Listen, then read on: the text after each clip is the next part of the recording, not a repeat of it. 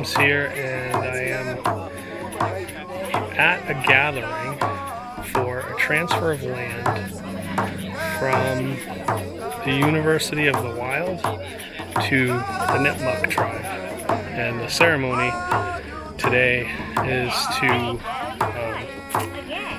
give that back to them. So that's what's going on here. And we're going to watch in as it happens. We've been given the okay to the green light to film, and everything that's going to happen here is going to be wonderful. So here we go.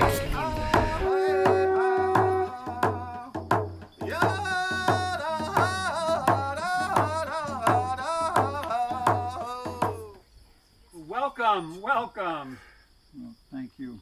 To Nipmuck land. We welcome you here.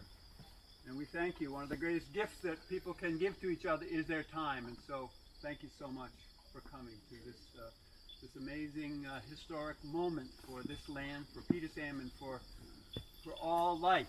So we give thanks. I'm Larry Buell, and I'm here I'll be one of the guides that will move us along. And obviously we thought we might have 3 people here, but we've got a few more, so we thank you so much for coming to what we're here for. So just a couple of housekeeping things. There is a beautiful composting toilet up behind the little RV, and you can flush it with sawdust. Have you read the Human Manure book? That's okay. And there's some maps around that you certainly can use to walk the land either before or after. And we'll tell you a few of the other things that will be happening. So it's important that you take care of yourself. There's some water, I think it's out there or something, but be sure that the seniors get in out of the sun, okay? And so be sure that that can allow it to happen. So we're here we've got several purposes. The one is to acknowledge a transfer of land back to the Nipmuck tribe and nation. And this has been a 333-year process, and it's a deep story. You're going to hear a little of our family story, but not all of it. But it's an amazing story. And then certainly we're going to meet and introduce ourselves to the Nipmunks and hear from both sides. So to start with, as you know, many of us live in different traditions, and we try to not take other people's traditions, but we're all indigenous at some level in our hearts. And so when we come to a place like this, we let the softness come. And remember, folks, this is a construction site. This is what will eventually be the eco center of the University of the Wild, where it will be a sort of a semester on Earth, where people can learn really how to reconnect and relearn to live with the Earth. And there's no better place right in the center of New England here. And some of you know that this area around Quabbin Reservoir, 188,000 acres, if we go at this development pace, that'll be the last green belt between Nova Scotia and Florida. Now we know that's not going to happen, but we are protecting this. And from this center of this tent, there's a circle of about 4,000 acres that's out beyond here. So we're in the middle of a very, very unique place where the wild still persists. And as the author of Baloo said, he said, the heathen is but 3 days from the trailhead, which means that if we go beyond the civilized world, we can really be reconnected. And for some of us, it's been our life journey. So with that, I want to welcome in the directions my beloved partner Katya, who has moved on to Peter Sam land with us, and welcome Katya to join us. Thank you.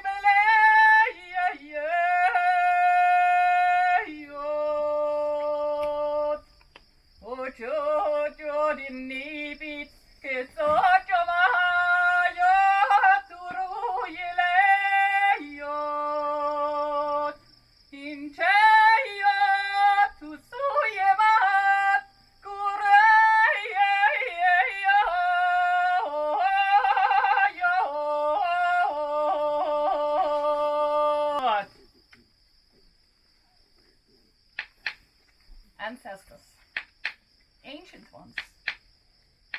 What a joy today as you have been moving us as we gather here on this beautiful land where this seed was planted for a vision that was held long in the hearts of those who came before.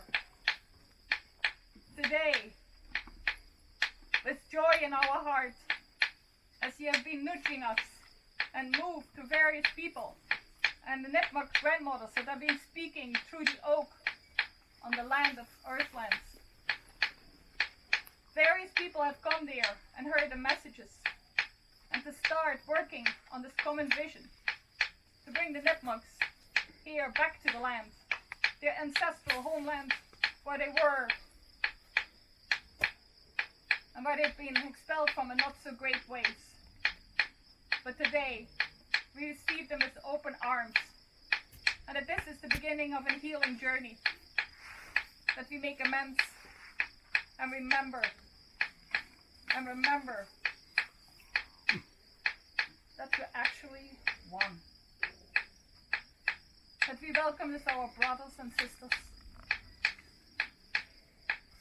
that we welcome each other, and that we are very aware as white people where we've come from, and that we together are moving forward into a new era, a new earth, a new vision. We never know what was the whole purpose of this, how it got us to this moment, but we know that some prayer way, way back has been heard and fulfilled today. So the land rejoices as it will hear its original language reverberating, something it's familiar with. And as we look around and see the standing ones, they witness what is happening right here and tell it through the whole system, the roots and fungi, and sending all the messages out and out to announce to the world from what is happening right here, that it opens doorways for many more returns, homecomings, welcomings, and all the little beings that live here chattering. Let it be noticed what's happening here, and the waters that flow throughout this land, as you carry this memory into the world, and let it flow out, announcing the good news, what's happening here today. Thanking the fire that transforms many of the old ways and continuously forges us to bring us vision, insight, wisdom on how we move forward in a way that we listen. Thank you, beloved Mother, for bringing us home to you. Remember that we live here on one earth. In many ways, how we honor you. Wherever we sink our roots, we can find home. The more we know you, the more we find ourselves at home. Thank you for guiding us, for the walks, for the steady steps that have been taken to bring us together right here. And thanking those who carry the vision. In particular, I want to hold Larry and Fred and all what's behind them, the lineage of men and women that have been honing in on this vision to bring the original people back to the land. Thank you ancestors, for having nudged us and that we listened, that this is now a tangible reality and a new beginning. Ashe.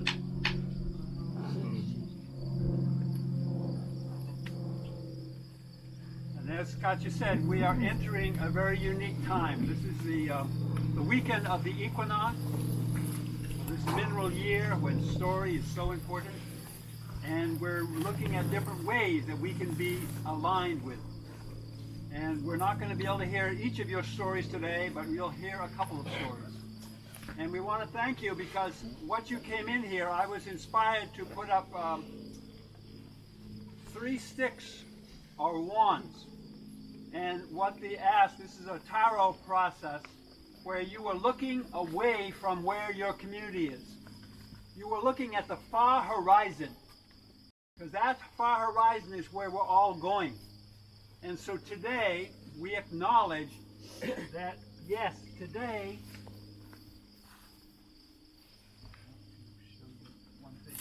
so today, we in our own little stories, we can now face to, whether we face the east where the sun comes up, or we can face our own attachments and we can begin to live anew. We can reinvent ourselves.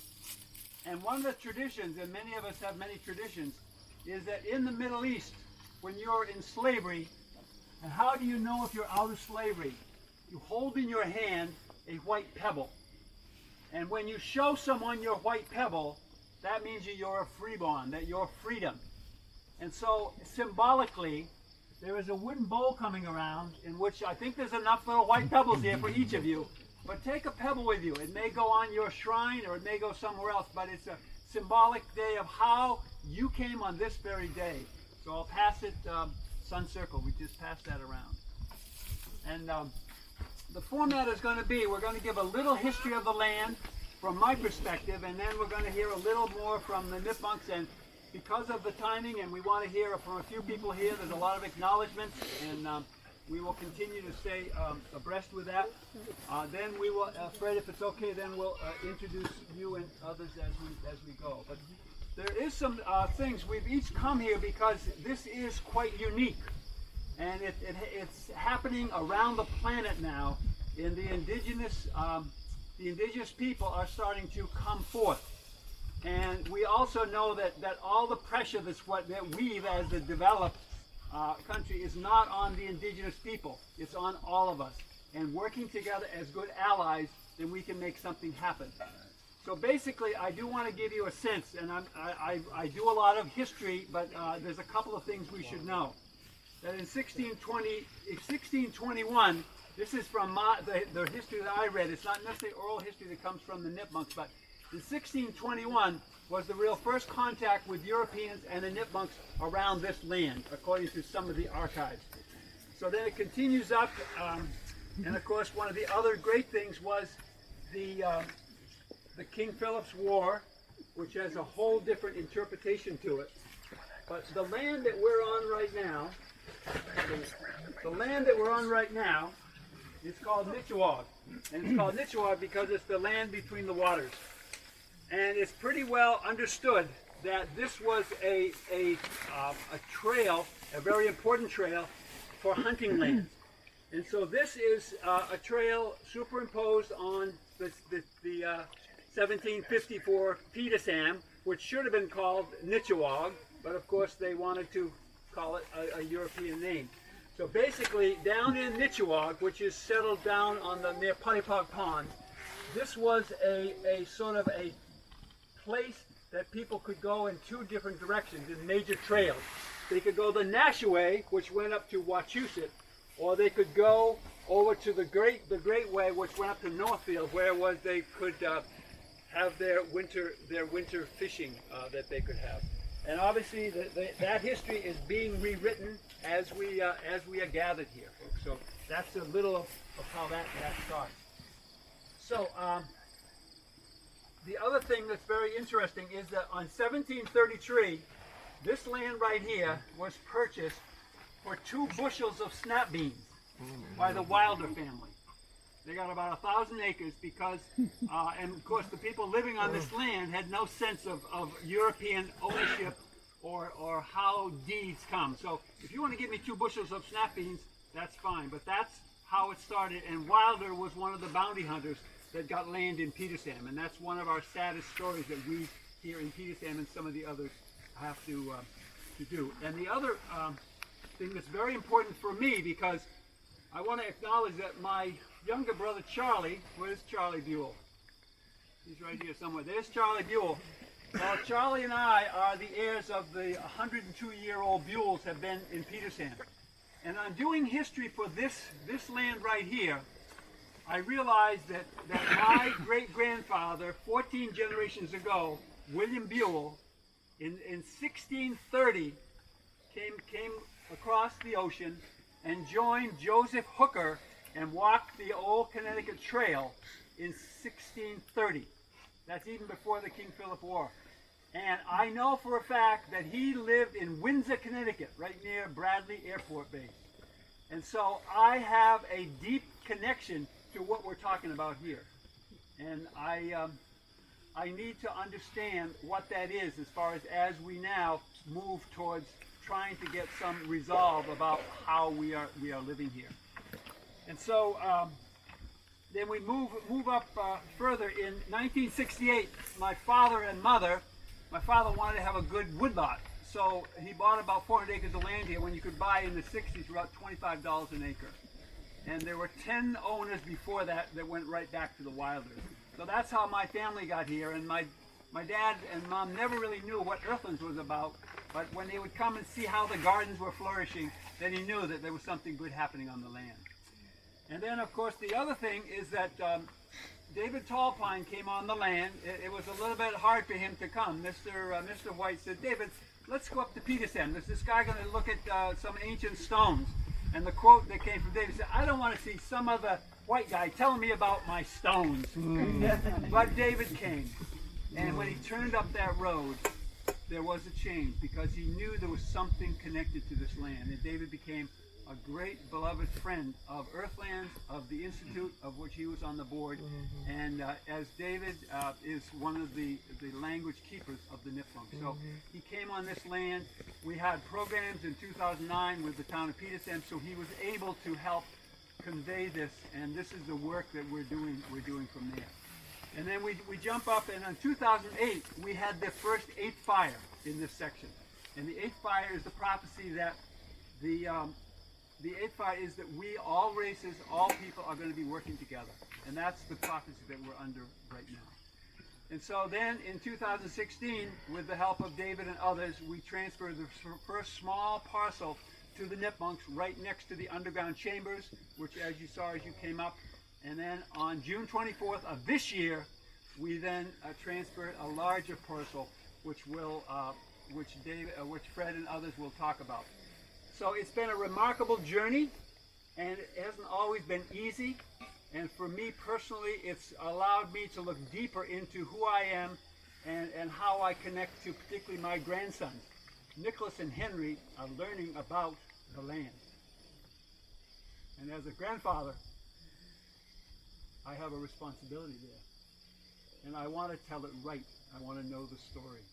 And so we're here today because this is the start of redoing the story, of not listening to what's happened in the past, because we need to know that, but we also are ready to do a new story. So our intention here is to have, on this land right here, will be a small, called the University of the Wild, and that name came to me in 2000 when we all thought that Y2K was going to happen and our computers were all going to shoot down.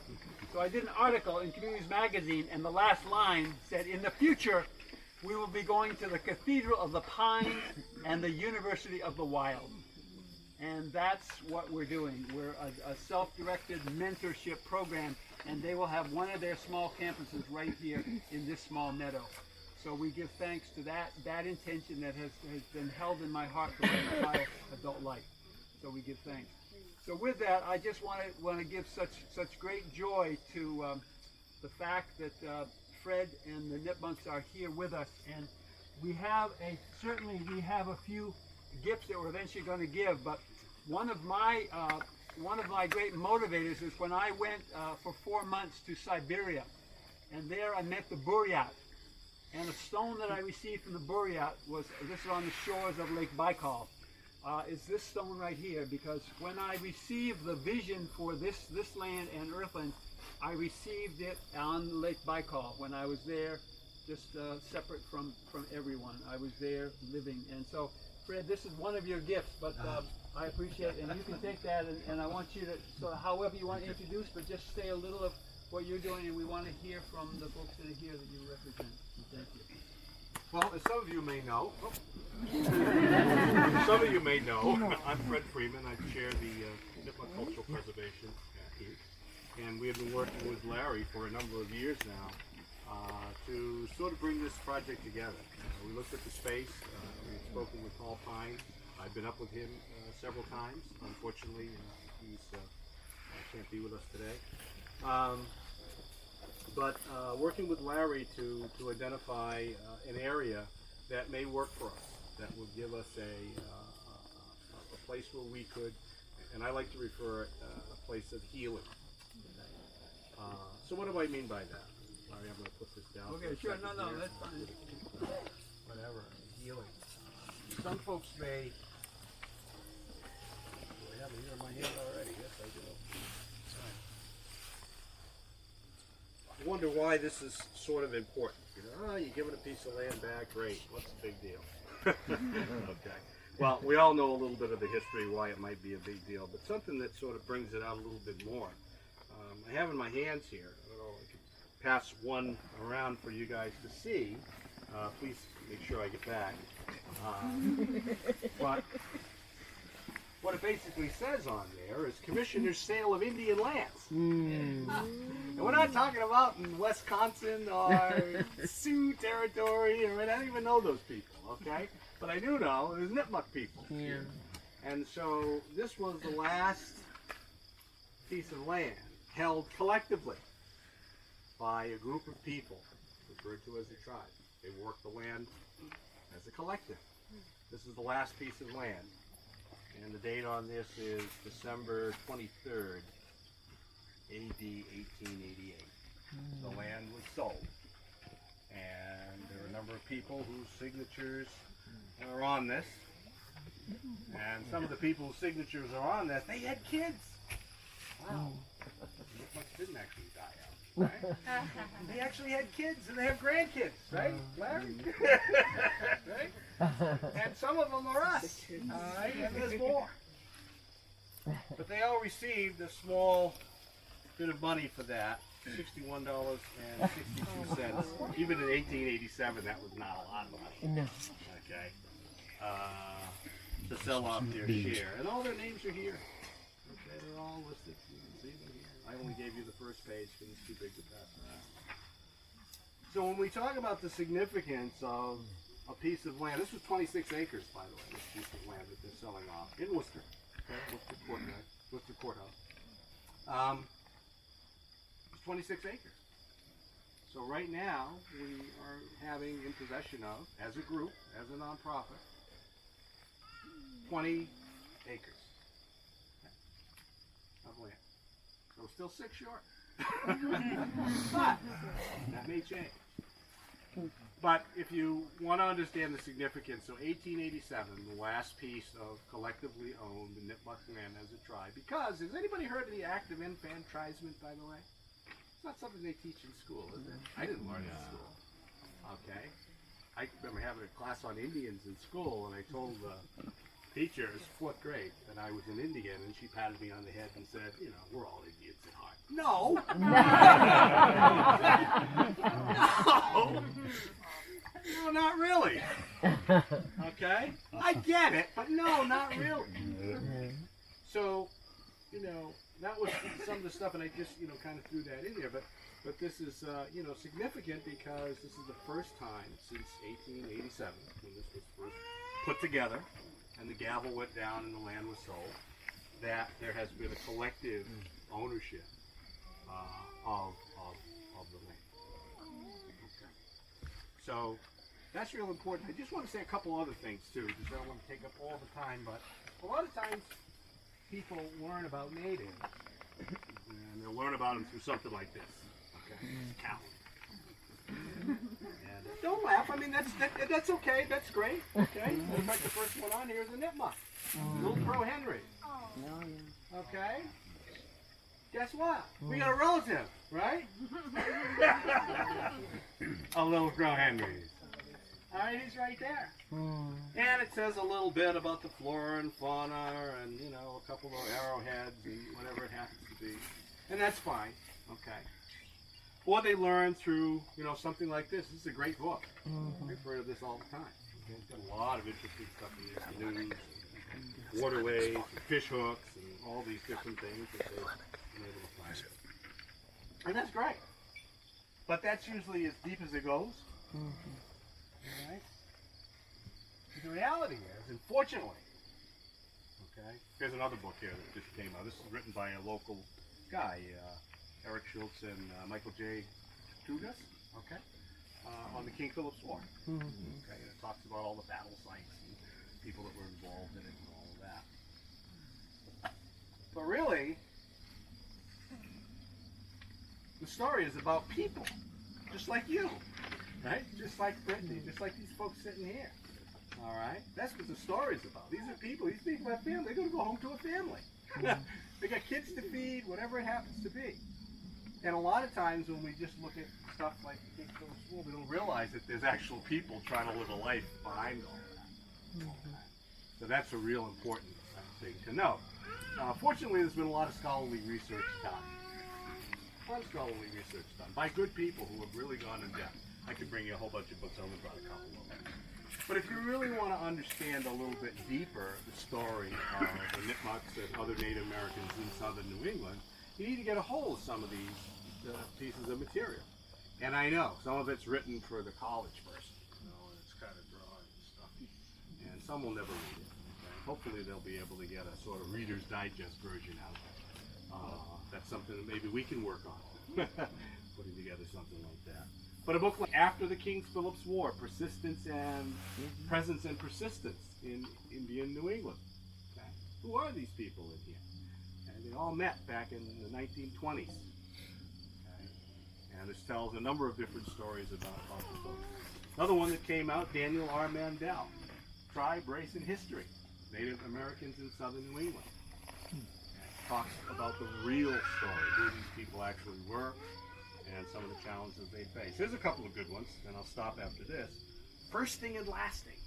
A lot of these books talk about, oh, the first Native Americans that lived in the woods and so forth and so on. Then the last one died in 1930, you know? But here are all their kids listed. Oh, how can it be the last one if the kids aren't listed here? Go figure. But anyway, it talks about how that was done and why it was done politically. Okay, why it was done politically. Dispossession by Degrees, D.M. O'Brien talks about the area around Natick and how over time the land went from the natives to the colonies, either legitimately, and that happened from time to time, by hook or by crook. Okay, there's one story, not in this particular book. I remember a scholar telling me about a native who was complaining about a settler that was using his land and the cattle and everything was going on there. And he said, get off, you know, stop. I want to plant some stuff over there. He kept sending his cattle over there. Anyway, he ended up taking the guy to court. Okay? Took the guy to court. He won the court case. But then his lawyer that won the case for him said, well, here's my bill. He said, well, I don't have all that money. He said, well, I'll take the land then. Took the land. He lost his land anyway. It didn't matter. You know? And so when you see things like that, and you know, these are stuff that's way down in the court record. You'd never find this in a million years unless you were specifically looking for things.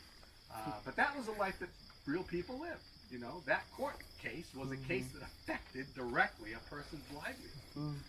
It wasn't something abstract. So I would implore you to do that. I would also say, you know, Larry had mentioned something about, you know, how we can learn to work with natives better and all that kind of stuff. There's a story out there called The Story of the Seven Grandfathers, or the Seven Grandmothers. Or we can say the story of the seven elders, so to speak. And I'm not going to tell you that whole story today. Matter of fact, I'll give you a homework assignment. Go and look it up. Okay? There's lots of different variations and versions of it out there. Each tribe sort of has its own. But it all gets to a central point. And the point is that there's certain things and principles that you need to live by. All of us need to live by. And when we don't have those that are guiding, then everything falls apart. right? Absolutely. Everything falls apart. And so, do that. Look up the 7 grandfathers, 7 grandmothers story, native story. You can find it on Wikipedia, whatever. Okay? Look that up. And then, when you have a little extra time, get some of these books. And we can make a list available through us or through Larry or whatever, things that you should read. And it might take a little time to digest, but you'll have a better understanding of what the situation actually was, not what you see in the movies or weren't told in school. Any questions? Comments? Derogatory remarks? Thank you.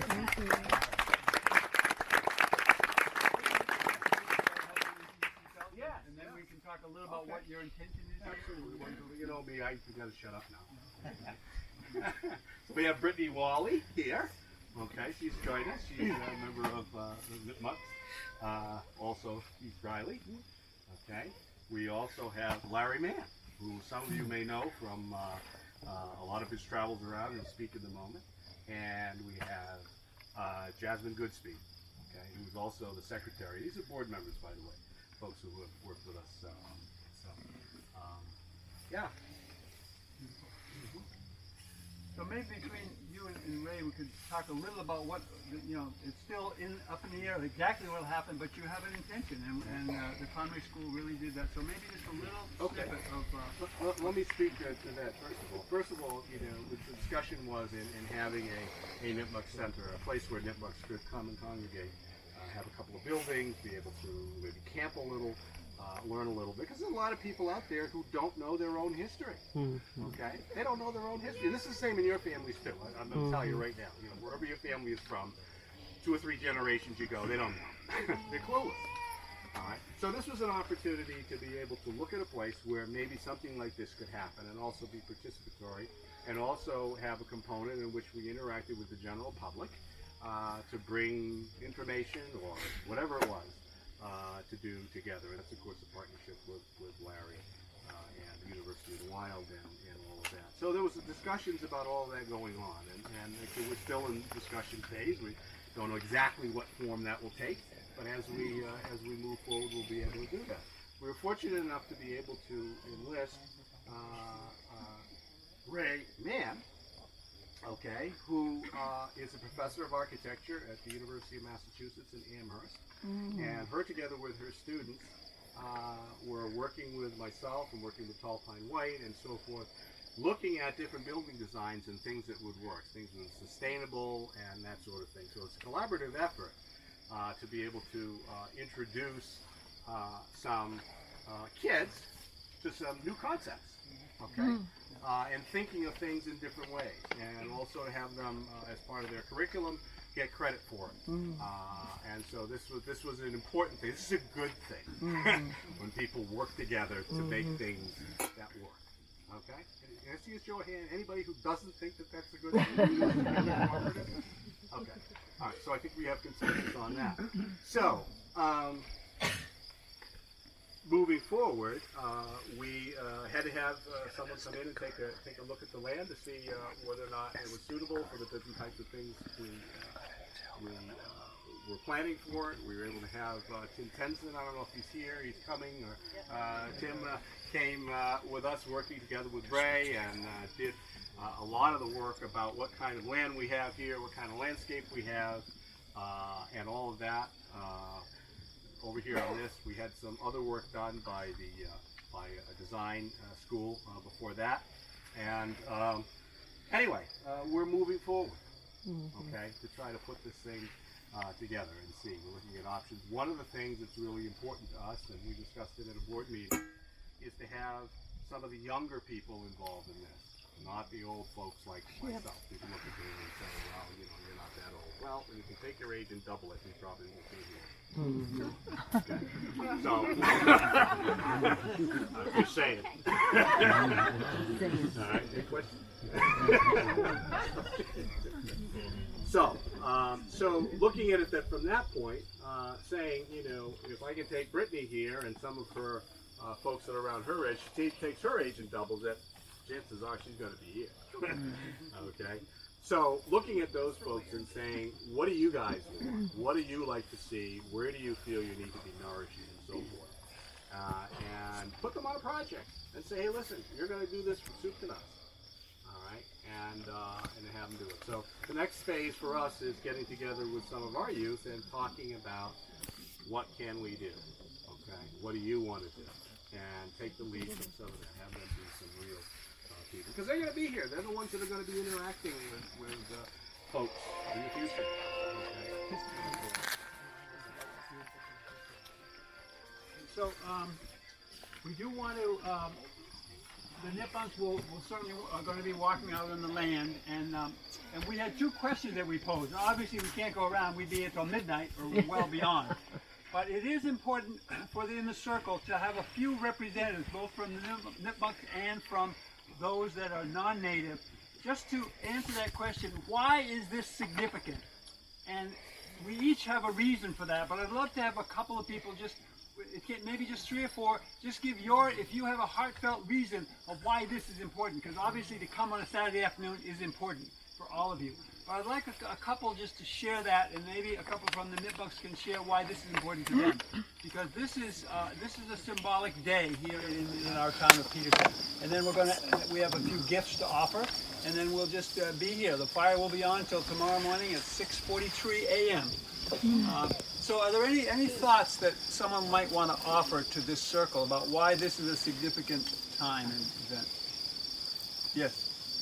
My name's Ray Green, a cousin of yours, as you know, but not everybody knows that I have Native ancestry as well, and I identify with the people of this part of the country. I had ancestors that lived up in what is now Quabbin Reservoir, that were buried there, and their graves moved. And I never knew. I do genealogy. I'm a student of history. I study people, warts and all, because I got them. And I started out reading the traditional historical history, and I'd always bump up against this thing like, why does this not make sense to me? You know, why is the white history missing a part? You know, and just leave that for a minute. You know, I found a lot of my ancestors, and I have a sense of connection to my blood. One of the reasons I didn't find out about my Native ancestry, when I look back on it, it made perfect sense for who they were. But if you think back half a century ago, if you was playing cowboys and Indians, which side were you on? You know, my mother grew up in an environment where that was either to be hidden or ashamed or both. But they lived with the ideals of the gifts of the earth and the sea and the ocean. And I identify with that. When I'm most comfortable in a space like this, not the people so much, because people bother me, but Princess Pine, oak trees, maples, the sounds of the woods. It hits my heart, and it makes me happy. I was at the Sayag powwow because it seems like going back to family. I have a good number of cousins here, but nowhere near the number that I really have. I've got over 60. Beautiful. And thank you, Ray. I come from a big family. From the family. So it is, I feel like I'm in two worlds. And I like the space that natural life gives me, the traditional values, and the value and the power of women, because they're the true leaders, they're the life givers. I brought my parents' ashes today because my father's a cousin of Larry's, and my mother is, I'll say, a cousin of yours. And I want them to join, as they did, and be on this land today. Thank you, Ray. Thank you. So do we have one other? Yes, back there, yes. This has been a long time in coming, and I think it's very, very important that we begin to shift direction, and this is the start of it. because all too long there have been many generations that were not respected and were ill-treated and made ashamed of who they were. And it's time to reverse that direction and go in the direction of mutual respect and dignity and transferring the land back and making it into an educational institution, you might say, a place where people can come and learn and reconnect with nature and learn where our place is in the food chain. It will reverse the direction that we're going in now, globally, and over time. I mean, this is the beginning, the first waters that come down, that eventually become a stream, and then a river, and then an ocean. And so this is a very, very special day, even to my heart. I'm not Native American. I came from Eastern European stock. But I'll tell you something. I am very proud and very honored to be here to witness this. Because our woodlands and our deserts, our mountains, the badlands are very precious to us. They are what give us life. And with the decimation of these areas through strip mining and other things that don't contribute to a connection are going to be the end of us if we don't reverse this process. And again, this is the beginning. The first raindrops. And drop by drop, the bucket gets filled. And then it overflows. And then you've got a movement in a direction that we really need to go in. Thank you so much. Thank you. So I'd like to look, is there a couple of folks that would like to share on this end? Prince told his story, but is there others that want to just share a snippet of what this could mean to you? So,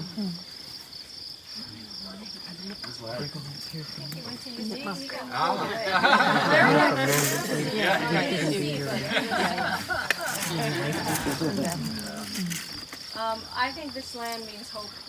It means that the future generations are going to be able to come to it. Like we said before, it means that we're going to be able to project our dreams onto it. And maybe it doesn't get developed right away.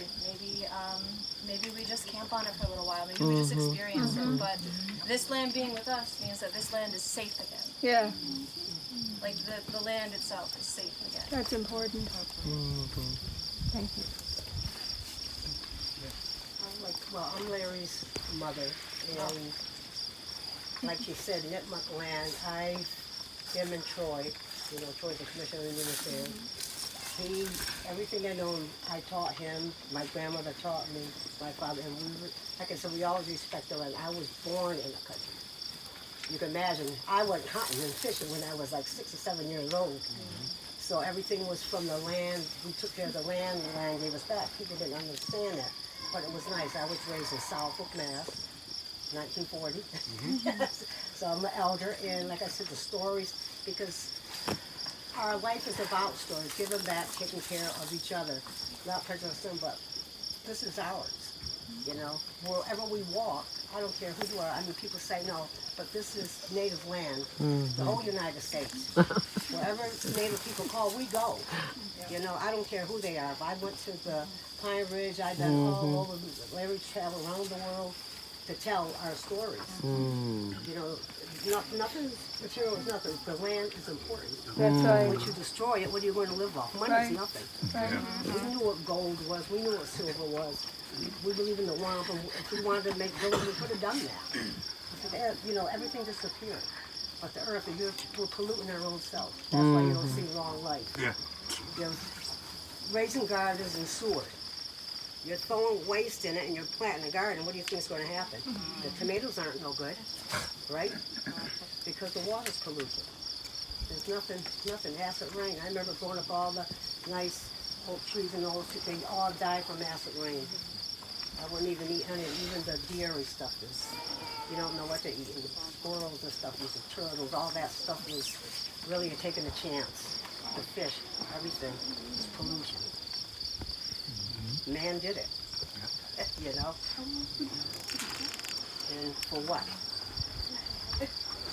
Nothing in the end, but what goes around comes around. We know it's going to come back to us, you know? Like I said, it was like the hoop, like we said, the spider's web. You call us and you wait, that's all. And now, it's a good time, I think, that we're starting fresh. As long as people know that here, and pass it on, and we'll see. Very. You gonna sing for us? Thanks, Mom. I heard a chuckle. Was she telling a funny story about me? It wasn't true, Larry. It wasn't true. You tell him. From birth up. And still some. And still I have to tell them.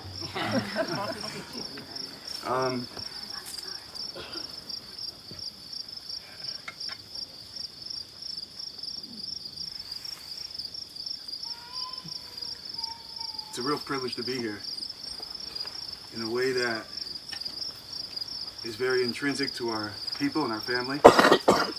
And we say, Unasha na tumomenatu, tabatni, watuchi kindisin, okumis, tabatni wuchi sapausu, wasukatia huana, notas ninwamenantionk, kinduta yiu plantaminok, and a male ninwamekwantam kicha, ka mata wanantam, ka nagutie kukutam ninoa. Manatu, wasukatia huana, wamanetatiu, ka nosokomuso amoke, ninoho kankanto chokesich. Nihayo. I greet you all in the words in the Algonquin language of this land, the first words that were spoken here, the words that are synonymous with the trees, with the water, with the land. For when we speak, our words are not just words, but they are a breath of life. And a long time ago, when our ancestors were here, at the beginning of all things, they were speaking that breath of life to all the things that are around them. And in this way, we teach, and in this way we share. So the exact translation I cannot do because there really is no translation comparable to that language. However, I will say, in those words, I ask that we all exchange in a good way, that reciprocity would continue on. I ask that our grandmothers and grandfathers would share this space with us. And I also ask that we all would talk and talk a little bit more about each other, that we will have that balance within each other. And so for those who don't know me, again, I am Kankanto Chokesiche, and my language, that's the crow with spots, or spotted crow. I'm a cultural educator, writer, and I only lament the fact that Fred didn't have my 3 books in that pile. But have no fear, whisperingBasket.com. And as my mom said, I've had the privilege to travel around many parts of the world to share with indigenous people, people in Europe, people in Greenland, and one of the things I always come back with, we're all the same. And this drum teaches us that. But right here, this is where we connect. So you can look to the person to your right, your other right. Look to the person to your left. They may not be the same gender, they may not be the same color, but on the inside, we're all doing this. And this is where we make that connection. And I'm going to sing a song in a minute, but and Larry asked to talk about the significance of this, and it's very, it goes way back, and as I was reflecting on it as I was walking to the bathroom, the most significant part about this is you guys. Because we've always been here, we've never left. As you see my mom there, and her parents before them, and so on and so forth. This is the land that we were ethnically cleansed from. This is the land that my mom's folks and all the folks here, the grandparents were taken away at childhood and sent to the boarding schools. This is the land that we were discriminated against and segregated against, and Jim Crow laws and so on and so forth. And those were times where we didn't have the right to exist as indigenous people. Right. It wasn't until 1978, that's in my lifetime, that we had the right to do this, the right to wear feathers, the right to talk about being Native without being arrested or fear of violence. The Nipmuck people, we are the people of the freshwater. That's what that word translates to. And at one time, speaking of this land, when we think about this space that is becoming, returning to our people. Before contact, our homeland was 2,000 square miles. 2,000 square miles. And so today we're down to 20 acres or so now, with the help. So I go back to that same thing I just said, is that one of the most significant parts of this story is you guys. As I've traveled to different universities in different places around the world, in different states and so on, it's about that allyship, about building people who understand and people who have an open heart and understand what's right and want to be part of that and be part of that change. Because we can't do it without you. And we're finding out people are becoming to understand that, hey, these natives, they knew what they were talking about. They knew whether it's farming, whether it's cosmology, whether it's a spiritual connection, whether it's diplomacy, whether it's reconciliation. They had some answers, you know, because they've been around for a few thousand years, and empirical evidence says they weren't doing too bad until somebody else came with some other ideas, and things kind of fell apart for them. And so it is indeed a joyous day to have this.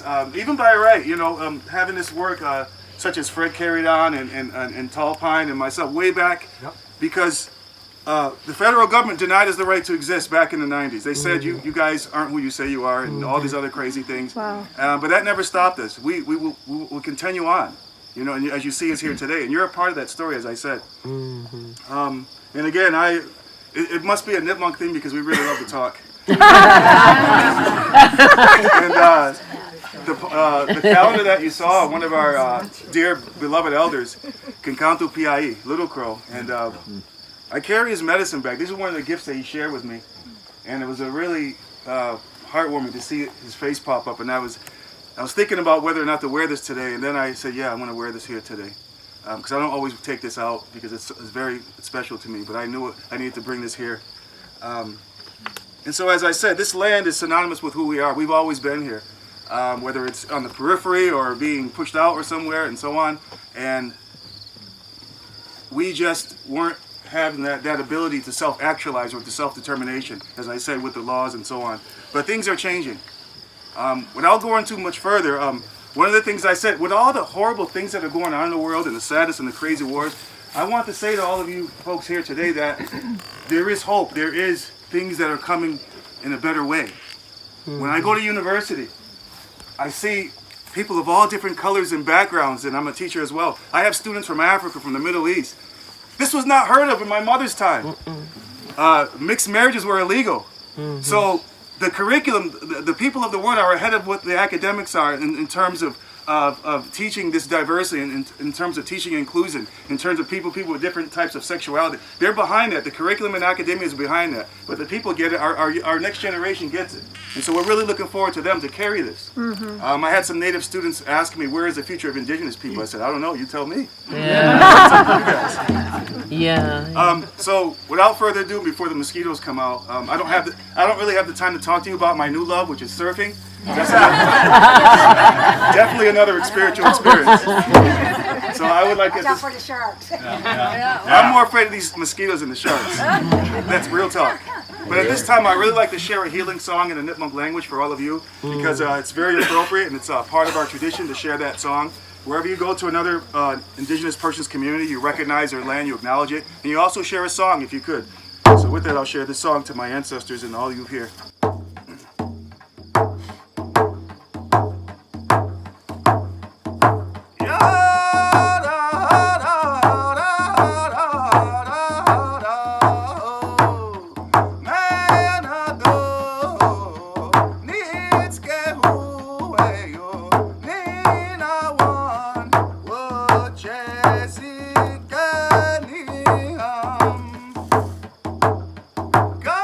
Hey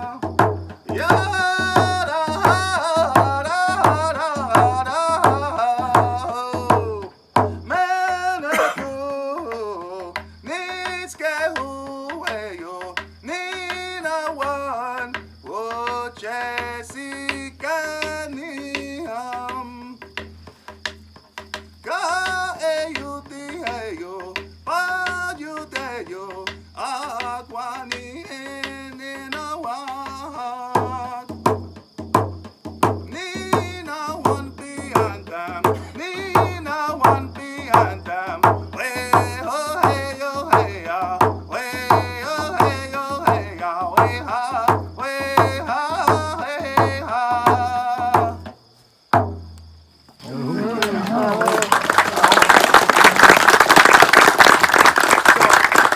one other elder that's come way down from the north, and we'd like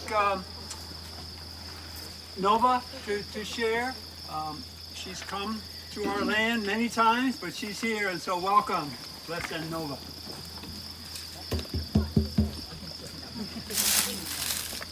Hello, my name is Nova. I'm originally on Kishu, Osage, which means that I come from the Sky people. Our tribe was divided into two. One was Sky, one was land, or the Hunka. And we came late. We're latecomers. The rest of these people were already here. Because it says that we came, the Sky people did, because the people on the earth had learned to use the winds to kill, which was considered an abomination. And so theoretically, we were supposed to stop that. We couldn't do such a hot job. But we know we arrived in the fall because the acorns fell to the ground when we landed. And one of the things with the Sky people is you teach the lessons of the land.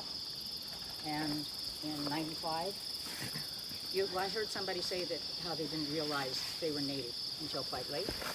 I heard another one talk about how they hunted and fished. Well, I'm from Wyoming. I never got to know any of my family. It was just strictly mother, father, sister, brother left very early because it wasn't safe. You didn't get to know your aunts, your uncles, or anybody else on Osage, which meant that you could be removed. Both parents are half, and you could be put back. In case any of you watch PBS anymore, they're doing quite a lot about the Osage and how they were getting killed. Matter of fact, my grandfather killed my grandmother for the head rights. So you did not associate with them. We could hunt and fish and trap. We lived in Wyoming because we could pass for anything. We could be Italian, we could be a little Jewish, we could be a little anything, but we were not taken for native because we did not look like the Crows, the Blackfeet, and the Sioux. So you told nobody, because if you did, you could be removed.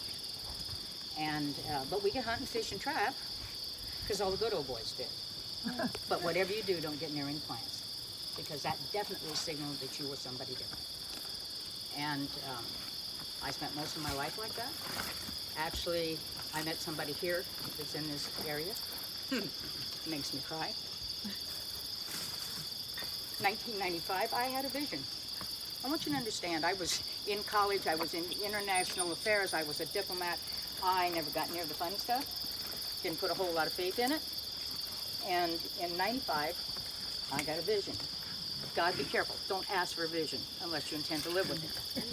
Okay? We were getting ready to open up a school, an herb school, to help make money. It would have been brand new, had the land, had everything. And then in the middle of the night, right before the first walk, I got a vision. One of many over many years. And I was taken in front of a group of elders in either a kiva or a pueblo, don't know for sure, see the stars. And I was told that I was to begin to teach the food, wild food. I said, I don't know enough, I'm not ready. And they got to understand, everybody was getting nervous about the year 2000, okay? And they said, you have to start right away. I said, because it'll depend upon who lives and who dies. I said, frankly, I think the earth would be a lot better off if we all died. That didn't seem to go over real well with the elders, okay? And I kind of got chewed out. And they said, well, you have to start right away. I said, I don't know enough. They said, you have to start immediately. And upon that, I'm being escorted out. And as we're going out, do you hear me say they were getting ready to open up a school? Had the land, had the whole 9 yards. You with me? As I'm being let out, they said, and you must do it with no thought of return. That's a heavy burden. Do it with no because off and on over my life, I've had people say, put out a collection plate. Say that you'll accept donations. Well, that implies that you're expecting something. We just finished this summer teaching all summer long, every Tuesday night, 3 hours. Anybody can stop in, no charge. We also do 3 different things. We've done this off and on most of our life. We make our living by collecting from the wild. And you have to be on very good terms with the plant. And trust me, I don't say a prayer and take out hair at every plant that I collect. The plants know and understand I have a respect for them. We've been shot at, had blood poured in our trucks. We've had the whole 9 yards because we've stood our ground. but you have to stand your ground. So we've been teaching now for quite a few years. Anybody that wants to learn, you're welcome. You know, get in touch with us. I have cards. We're not so out of date that we don't have fantastic little websites. But understand that you have to take care. You can do all the praying you want on all the days you want, but you've got to be there every day. You've got to be willing to stand up when they come to push back. It's not enough to do 1 or 2 days a week, and then when you walk away, if it's uncomfortable, to say, well, next time. You have to be prepared every day, okay? And they'll challenge you, but if you hold true and you stay there, things will come to pass and things will change, and they are changing. I'll tell you one very quick little anecdote. We lived up in the Northeast Kingdom where the loggers were cutting trees so fast it'd make their head spin. Yeah. And not only that, but up 91 heading right into Canada, you'd see all these big, beautiful oaks coming through on the logging trucks from all the conserves down here in Connecticut, That's right. Massachusetts. Vendel right here. Yep. And Truck every after time one of them truck. would go by, we'd sit there and we'd cuss and we'd swear, and I mean we'd cuss and we'd swear. And then we'd say, this isn't any good for either of our health. We got to find a way around it. About that time, Tony Hillerman was really writing a lot, and I'm from the West, and that man can describe the West like nobody else.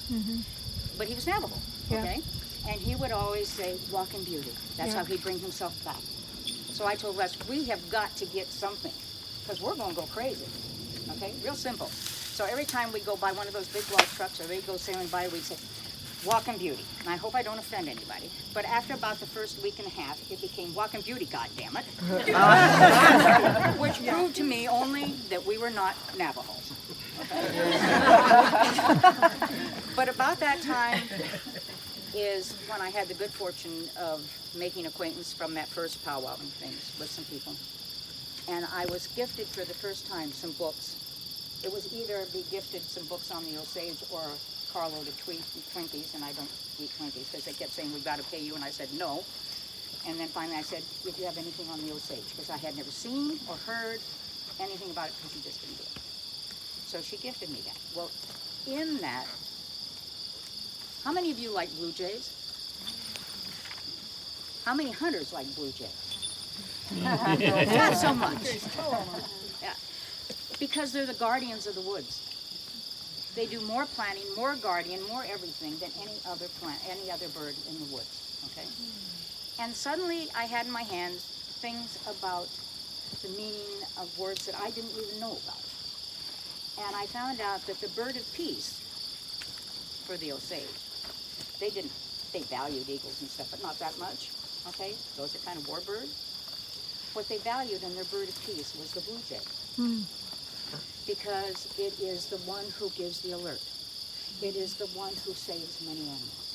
And more importantly, I don't care, and remember this when you leave here, things are going to get bad. We all know that. They're getting worse every day. Sometimes they get better, sometimes they get worse. But every time you start getting down, think of the name of the blue jay for the Osage, and it's Kitaniga. Anybody you ever corresponded with me, you'll see that. And what it is, it means you're looking for the coming of a peaceful day. Because you're going to see, no matter how gray and how dark it is, if you look at the clouds long enough, you're going to see it finally eventually break into little bits of blue and little bits of white, until you've got the colors of the blue jay, the gray, the blue, and the white. And it means, Kitaniga, you look for the coming of a peaceful day. Doesn't mean you're not going to walk through a whole lot of garbage and roots, but you're looking for that. And it, guess what? We get to quit cussing and swearing at the trucks. Okay, that helps. Didn't stop the trucks, though. So with that great gift that she's just given us, as we've all given us, and we all have a story that's connected, and one of the things we learn is that if we can start to give back and offer gifts of what it is, and so we have a few modest gifts that we want to pass on to the Nipmuck Cultural Preservation Group, and they come from our heart. And there are a few people, because the Nipmunks do want to walk on their land, and it's the hour is here. We have a few, and I know they may be able to speak later, but I can't bring everybody in here right now. But these are from Connecticut. These are from the Buell mission.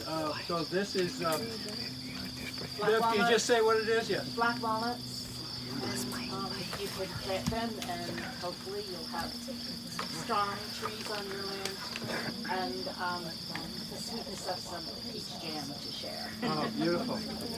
Okay, so Will Moses, who's been an amazing caretaker for 3 years here, is Will here?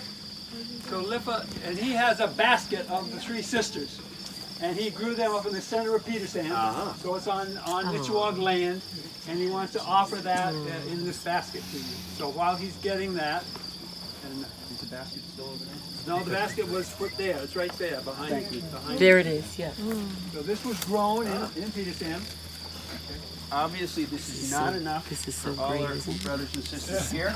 So it is a symbolic gift. I've got some squash, I've got some sunflowers, and I've got 3 of each and 3 tobacco leaves. Thank you. Thank you very much. So is Diane still here? Yeah, I'm over here. Okay, Diane, mention about your beautiful honey that is being passed on. Well, those bees live in my land down near the east branch of the Swift River, which is also an area that's known as NEHSSIE, and that's local raw honey for my hives. Well, we thank you very much. You're welcome. And then this one is from the community of Peterson. And we have who has gifted it to the town, and I pass it on to you. It's a tulip tree. And we love, now the couple who brought this in, just give us a snippet of the history of this beautiful plant. We moved to Peterson 6 years ago, and we have an enormous, beautiful tulip tree on the property. And a couple of times we've had little saplings growing up, and we planted one, and it's got nice and big. And then I found this other one, and I knew you were having this, and I thought, well, this is a native tree. And from what I read, it was used sometimes by Native Americans for canoes. I might be wrong, but that's what I read. And I just said it's a native tree, beautiful tree. Here. And it could grow to 190 feet, some of them have, so it's a huge, huge tree. And interesting, there was a tulip tree planted in front of the lodge at Earthland. That was a few years after Jake Plant came and planted his maple tree. So either I can steward this, or I can pass it on to your folks, and however you want to do it. Why don't we pass it on to us? Yes, that's great. Thank you. So the other symbolic thing, in the summer of 2016, we transferred the first land across from the underground chambers. And Fred gave me a little basket filled with 100 pennies. And I still have those pennies, Fred. But I gave to Fred a little box. And I gave something. But I did not give him the top. I kept the top. And I knew that one day, that top would be replaced here in a symbolic way. I give you the entire container.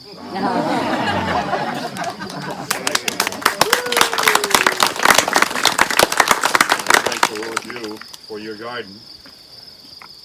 Original 8-row flint corn, white flint corn, for you to grow in your garden forever, and hopefully you'll get a seed stock from that, so you can continue, and that's grown by Nipmucks. Yes. So, thank you.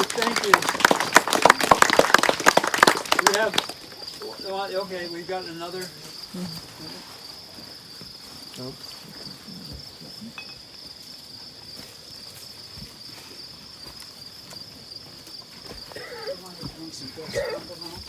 For you. This is some watercress to put in some running water, so it can reproduce. There's some of the wild roots that will also reproduce. I've got big, small roots there and things. And let me get rid of it. There's some wild ginseng in here.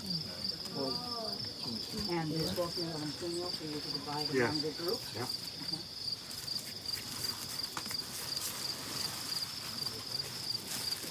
We were told that pines were kind of important.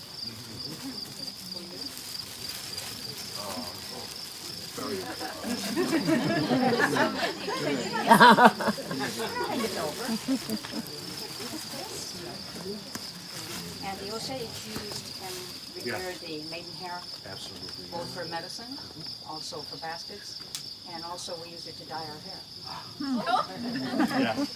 Oh, thank you. Thank you very much. You're welcome. Courtney. So it's very important that some have not even walked on their new land, and so it's important that now they can take a map or not, but they know where the land is, and so they're going to move north and just walk upon their land.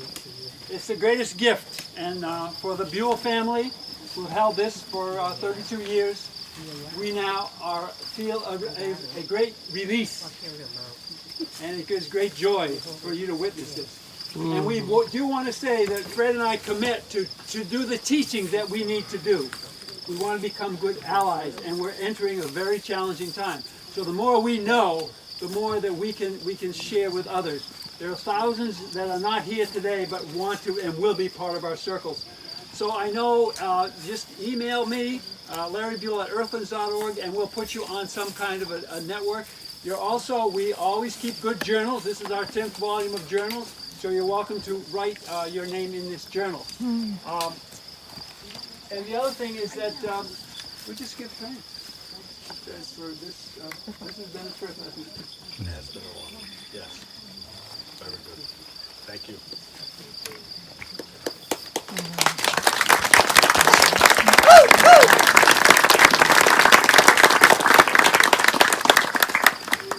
friend of mine named Tom lives in my yard. He's fine. All right, good. But I think you guys need to seal your deal. Yeah. Great. Thank you. Well, many of us will be sitting around this fire until 6:43 tomorrow morning. So you're welcome to come back anytime if you live in Petersham. Come. It's a beautiful night out here. So, and there's a few things here. There's different books. There's other maps and things. So thank you so much. Thank you. And please get to know some people here.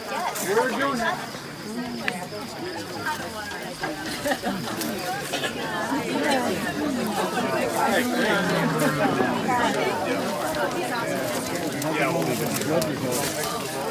It's nice up there. 4 years in, things are kind of stabilized in a way. Thank you for watching this episode of Northeast's Historical Stone Sites Investigations and Explorations. If you're interested in learning more about this topic, join NEHRA at NEHRA.org and join NEHSSIE at NEHSSIE.com. Becoming a member of NEHSSIE supports continued production of this series. You may also make one-time or recurring donations.